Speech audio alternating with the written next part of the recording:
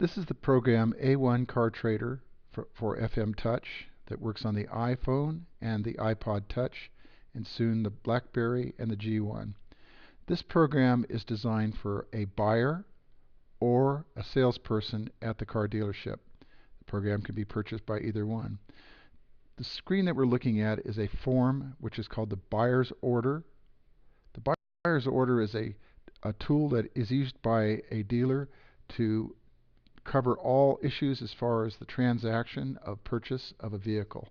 In this case, the buyer's order has the user or the person that is going to be buying the item.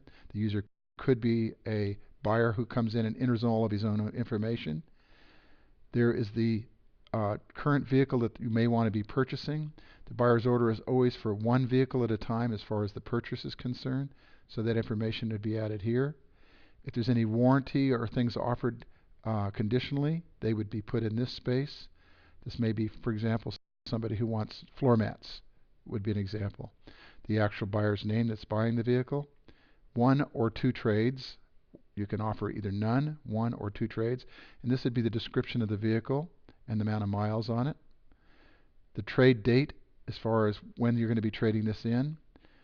Each row is for each vehicle. If you enter the information as far as the payoff and the offer that's being made by the dealer in green, that will give you the trade difference as what the actual value they're going to be offering you. In this particular case, they were $200 under the actual trade-in price and 100 over, which gave a balance of 100. If you're going to actually make the purchase, you would have the local tax rate that is being paid. Down here would be the insurance information. Usually the dealer is the one that's most interested in this to complete the sale. And desired information, for example, what would be the current payment that would be requested, and that would be for one car purchase. Remember, up here this is only one car purchase at a time, and this would be all the numbers and figures that would be related to the car sale. This is covered on the help form within the file. As far as the file drop down, there would be a place to read about how to use these forms.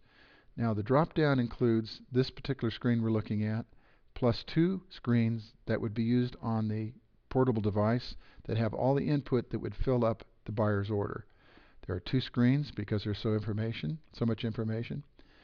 You can see it has all the facts and figures and a narrative box at the bottom to add comments if you had comments about the sale.